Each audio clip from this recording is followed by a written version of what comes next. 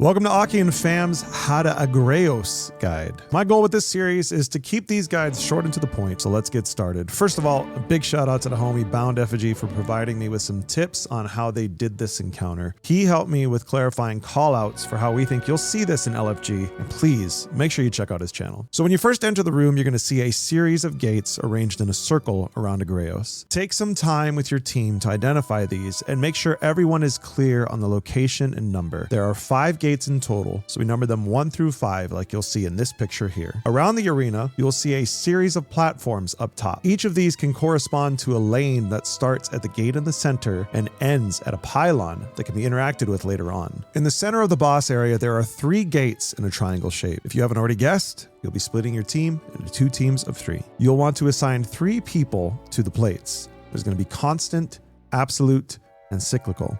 It doesn't matter specifically who's on what plate, so long as you have 3 people assigned to getting these buffs. The other 3 are responsible for ad clear and charging the gates via mechanic I'll explain here in a bit. There will also be 2 players running during the DPS phase, but this can shift depending on your individual ammo economy. To start the encounter, simply move towards the boss. The boss will split into 3 versions of himself and teleport up to the platforms. You will occasionally snipe players, but it's relatively easy to avoid as long as you continue to move throughout the room. Goblins will spawn throughout the room. A Hydra will spawn in on the far right side of the room, along with a couple Vex Imp Swarms. When you kill the Hydra, 5 Vex Minotaurs will spawn. They're called Time's Burden.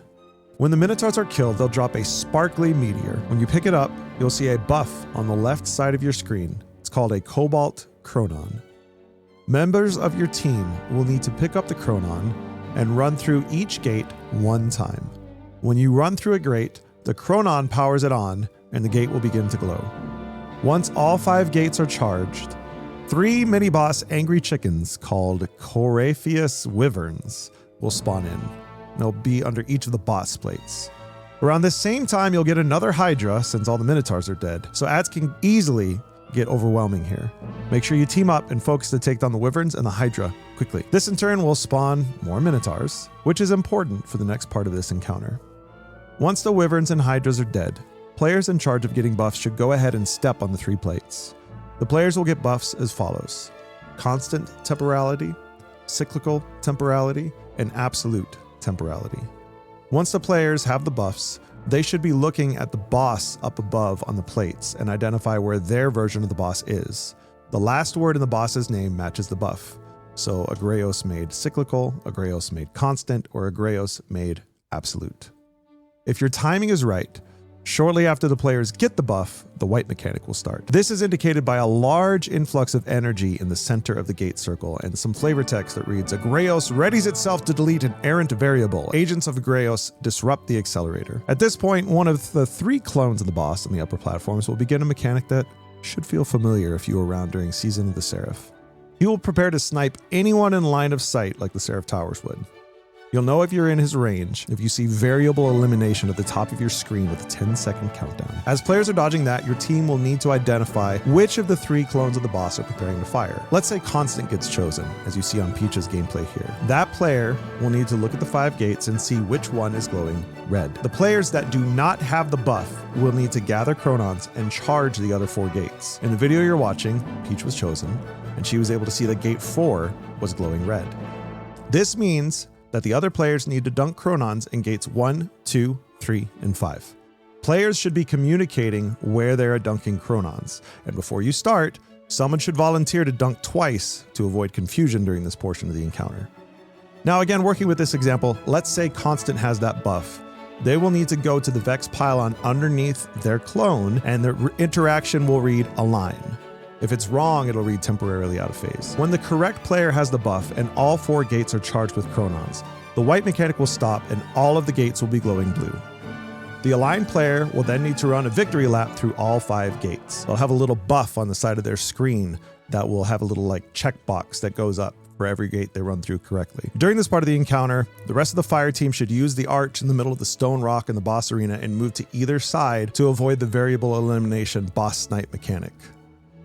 Something else that also works, by the way, Titans, Towering Barricade. That actually blocks the boss's snipe mechanic. As the player is entering the 4th gate, they should call it out. At that point, all of the fire team will step out in the range of the boss attack for a group photo. When the aligned player finishes their lap, their grenade will turn into a detain bubble. Players should be communicating their countdown, and when it reaches 2 seconds, the aligned player should hit their grenade button, which will put the entire fire team at a detain bubble. This will cause the boss's shot to ricochet back to the clone, and he will come down for damage. A note here that it is possible for a single player to come out and bait the boss snipe. However, the detain bubble has a relatively large vacuum effect, so we found it easier and more straightforward and consistent to have the entire team come out for the group photo to avoid causing this mechanic to fail or be delayed. When the boss comes down, you can immediately start damage. His head is a critical spot. Thunderlord is great here, swapping to Outbreak if you struggle with ammo during later damage phases. Shortly after damage starts, players will notice a buff called Alignment Charge, which is the same as what the aligned player had when initially charging the gates. Your designated runner players should take turns here, one at a time. Have one leave as soon as they see the buff. They will also make a victory lap around the 5 gates, which will again turn their grenade button into a detain bubble. If it's timed correctly, as they finish, the boss should teleport back up onto their platform. Players can continue to DPS the boss here using long-range weapons, including Thunderlord. All players should be in view of the boss for this and counting down. And once again, at 2 seconds of the countdown, the aligned player will hit their grenade button to put the fire team in the detain bubble. This will cause the boss to once again come back down for DPS.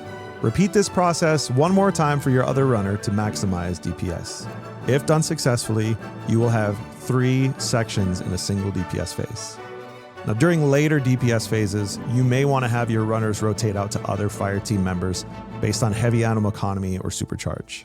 I'm new to making guides like this, so let me know if you like these individual encounter guides, or if in the future you would like a whole raid guide put together and released all at once. By the time you see this video, I'll already be working on a guide for Iatros as well as the final boss, Agraios.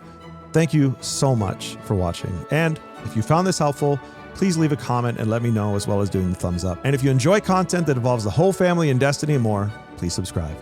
Catch you next time.